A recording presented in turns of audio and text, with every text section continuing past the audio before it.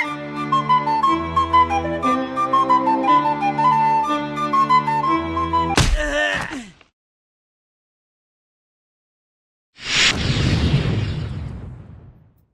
everyone, it's Doogie again from UltimateWildGuide.com. Today I will show you a side-by-side comparison of dungeon leveling versus solo questing, which is the standard way of leveling today. This will be a recording of myself playing two different characters. One is an Alliance Paladin and the other one's a Horde Shaman. I have leveled both characters specifically for this video. They are both at level 20 and a half. I've used the dungeon leveling guide for the Paladin since level 1. So she has already done a couple of dungeons already before she has hit level 20, and she's already wearing about 4 different blue items. The Shaman was leveled purely from our standard leveling guide, and even at level 20 he haven't received a single blue item yet from questing at all. In fact, some of his green gear could use a good upgrade. I tried to get both characters to be at the same level as closely as possible. They both have very little rested experience bonus, and they both don't have any heirloom items either. This comparison is based on 1 hour of playing, but don't worry, I've compressed this video down to about 5 minutes. You will see a stopwatch on each screen, and you can also see the experience per hour gain on the top left corner. Without further ado, let's begin. When you queue for a dungeon as a tank, the queue time is normally about less than 2 minutes, but for a DPS class expect about 8 minutes wait. But there are ways to overcome this by queuing smartly.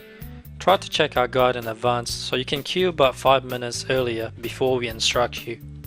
The Paladin had a rough start because we had this terrible warrior who was in our group for the first 15 minutes. He came in with 10 minutes resurrection sickness, and we couldn't even kick him out of the group for 15 minutes, so he was really slowing us down at the beginning. The Shaman on the right, however, is off to a good start. Dungeon leveling are extremely fun, but it does take a bit of diplomacy to make sure your group are heading the right direction. And also, if you're lucky, you'll get some very experienced player in your group. The last dungeon that I did, which was Wailing Cavern, I had 2 people wearing heirloom items, so that made the run really fast and really easy. But today I'm not that lucky. I don't think anyone in my group is wearing heirloom items. All we have is this terrible protection warrior that's not really doing anything much, but we will try and kick him out as soon as we can.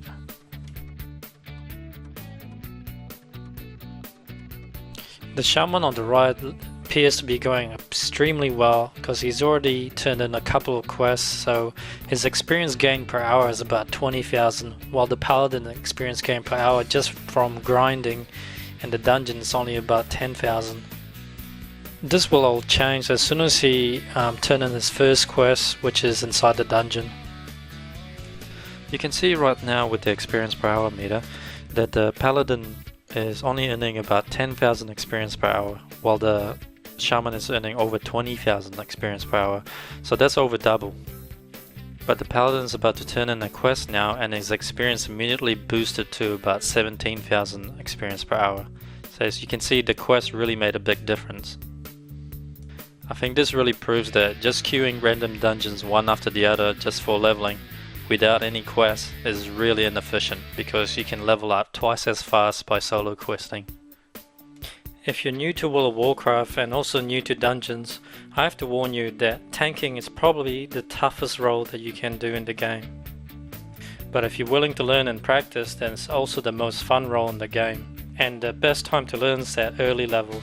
As a tank, you are responsible for making sure that all the mobs, all the monsters are targeting you and not any of your teammates, no matter how many there are. You need to familiarize yourself with high threat abilities, such as taunting. As a healer, it's pretty simple. Just keep everyone alive and make sure you dispel anything that you can dispel. And as a damage dealer, you need to be able to kill things as fast as you can. The damage dealer actually controls the pace of the run quite a lot as well, because if you're not dealing enough damage or killing stuff quickly enough, then the run is going to go extremely slow. Most damage dealers are also responsible for crowd control, such as a mage can polymorph, or a rogue you should sap NPC before the pull, and Warlock can also fear or banish a demon. And as a hunter you can set your traps as well. You may have noticed earlier that I did die twice with the Shaman. Luckily the graveyard spawn wasn't that far away, so I was able to spawn almost immediately. I was trying to kill a level 22 elite rare monster and I thought I might be able to solo him, but I failed twice, so I gave up after the second time. Unfortunately I've wasted about 7 minutes, so that would have affected my experience gain per hour. I thought about redoing the entire video again without dying, but I guess dying is it's part of World of Warcraft. When you solo questing you will die. I mean the paladin died as well in the dungeon, and also he had a bad group right at the beginning, so it kinda evens out. If you're curious about the bar that I use to show the experience gain per hour, it's called Titan Panel. It's very useful. You can find it on Curse or WoW interface. You can also see my experience bar on each character portrait, just below the mana bar. You can see that the Shaman is slightly ahead of the Paladin. The Shaman have about 3 or 4 quests to turn in, so things are not looking good for the Paladin. But now the Paladin have extremely good gear for his level. He even has a gear in his backpack that he can't even wear yet until level 23, so he's all set up for upgrades as well. And I actually found playing the Shaman quite difficult. I was killing NPC below my level, but it was still quite tough because I think he's a bit undergeared for his level. He is in desperate need of good upgrade, and I really don't want to buy gear from the auction house because they're all complete rip-offs. I will show you the gear comparison between the Paladin and the Shaman at the end of the video. Right now the Paladin has finished his dungeon quest and he's just flying back to turn in his quest, and you can see his experience per hour gain is boosted all the way up to over 20,000. The Paladin did need about an extra 5 minutes of traveling time, longer than the Shaman, but the Shaman was also at a point where he needed to do a bit of traveling to get to the next step. So I decided to stop him right there because he wouldn't have gained any more experience. So as you can see from the screenshot, the Paladin is the clear winner. He has gained about 90% for this level, while the Shaman's only gained about 63%. The bulk of the experience for the Paladin came at the end when she turned in all the quests once the dungeon is finished. I know a lot of people think that queuing random dungeon is an easy way to level, but from my test it shows that just dungeon grinding on its own is the slowest way of leveling, and my Paladin was actually a bit too low level for the dungeon that she ran.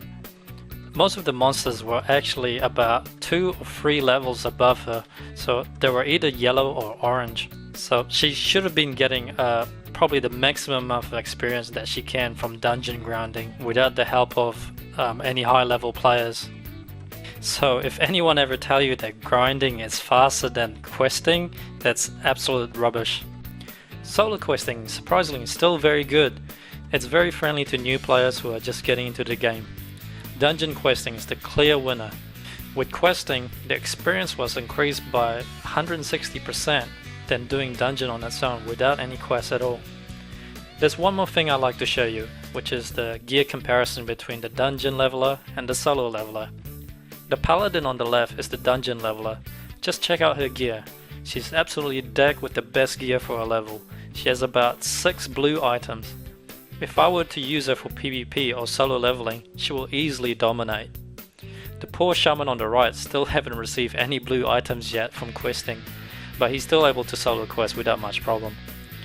Dungeon leveling will require more gameplay experience.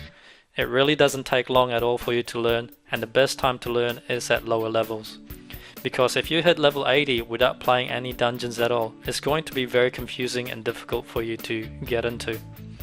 So the secret obviously is our new dungeon leveling guide. There's a lot of evidence for you to know now that you need this guide. I don't have any doubts at all that this guide is going to increase your leveling by at least 100%. There's no other guides out there that has as much feature as our guide. Make sure you subscribe to our newsletter for our specials announcement, and download our level 1 to 40 guide so you can test it right now. Alright, this is Doogie, and I'll see you in the next video. Take care.